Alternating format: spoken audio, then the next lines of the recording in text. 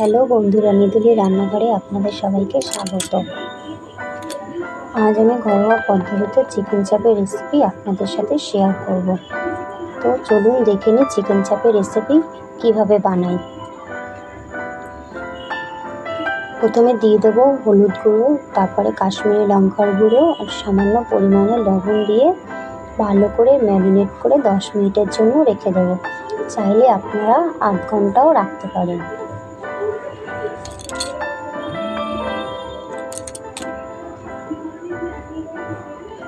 দেখো বন্ধুরা, ভালো করে কিন্তু ম্যারিনেট করা হয়ে গেছে।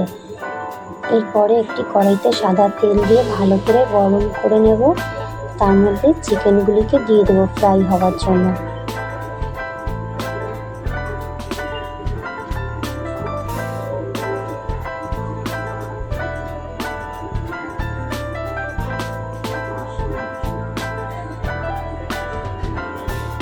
এই সময় কিন্তু গ্যাসের ফ্লেমটাকে একদম মিডিয়ামে রাখবেন, নইলে চিকেনগুলো পুড়ে যাবে। তো বন্ধুরা দেখো, এক প্লেট কিন্তু ভাজা হয়ে গেছে, আর এক প্লেট আমি উল্টে পাল্টে নেব। চিকেনগুলিকে কিন্তু আস্তে আস্তে উল্টাবেন, নইলে ভেঙে যেতে পারে।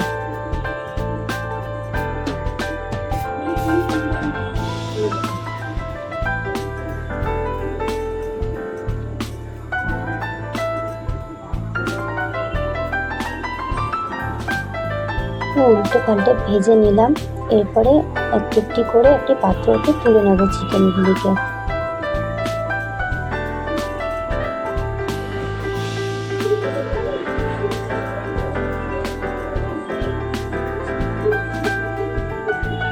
এবারে দিয়ে দেবো গোটা গরম মশলা।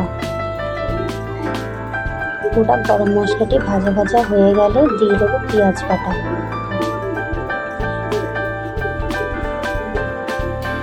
পেঁয়াজ বাটাটা যখন দেবেন তখন গ্যাসের ফ্লেমটাকে মিডিয়ামে রাখবেন, নইলে পেঁয়াজ বাটাটি পুড়ে যেতে পারে। আর কন্টিনিউ এই পেঁয়াজ বাটাটি নাড়িয়ে চাড়িয়ে যেতে হবে না।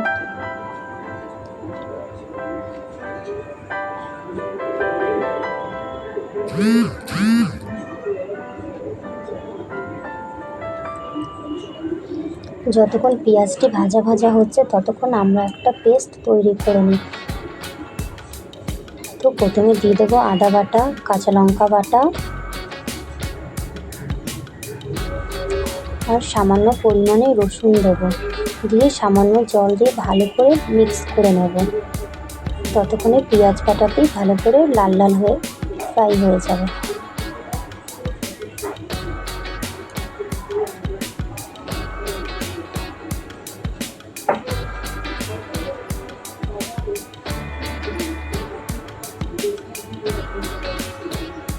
মশলাটি ভালো করে মিক্স করে নিতে হবে।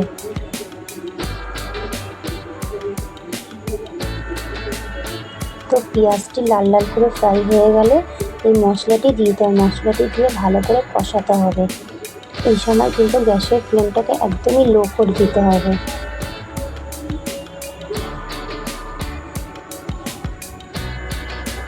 মশলাটি ভালোভাবে কষিয়ে নিতে হবে, যতক্ষণ না লাল লাল হয়ে যাবে, তেল ছেড়ে আসতে ততক্ষণ।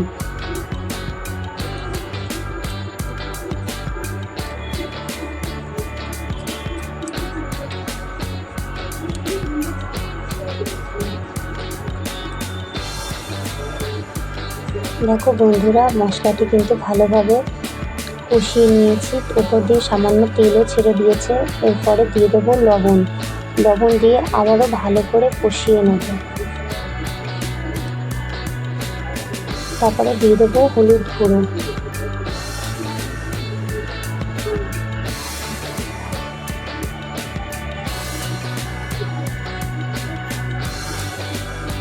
সামান্য পরিমাণে কাশ্মীরি লঙ্কার গুঁড়ো।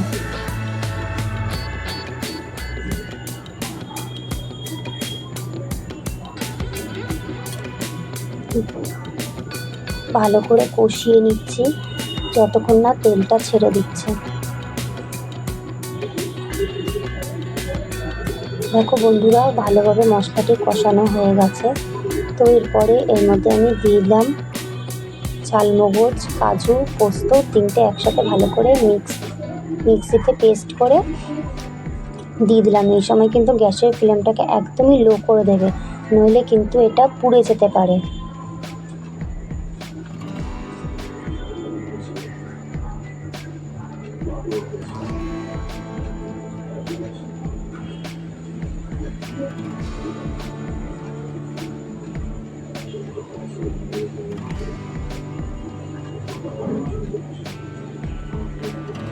দেখো বন্ধুরা, মশলাটি থেকে কিন্তু আস্তে আস্তে তেল ছাড়তে শুরু করেছে। এরপরে চিকেনগুলিকে দিয়ে দেব।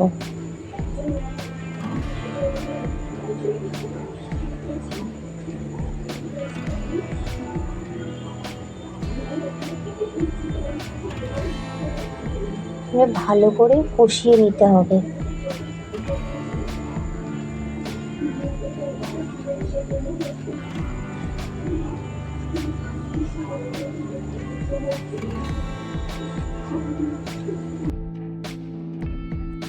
এর মধ্যে দিয়ে দেবো কেওড়া জল, গোলাপ জল, আতর দিয়ে ভালো করে মিক্স করে নেব।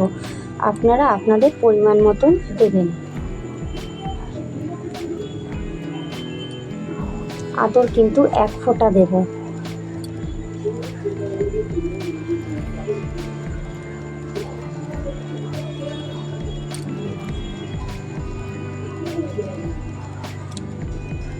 এদিকে আমাদের চিকেনগুলি ভালো করে কষিয়ে নিয়েছি, নিয়ে ওই সেন্টটা দিয়ে দিয়েছি, দিয়ে আবারও ভালো করে কষিয়ে নেব।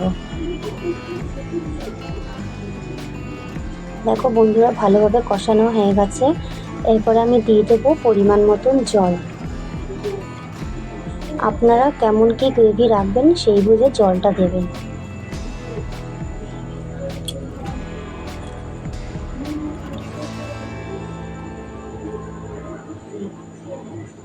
তো বন্ধুরা, আমার এই চিকেন চাপের রেসিপিটা যদি ভালো লেগে থাকে তাহলে প্লিজ সাবস্ক্রাইব করে দিও।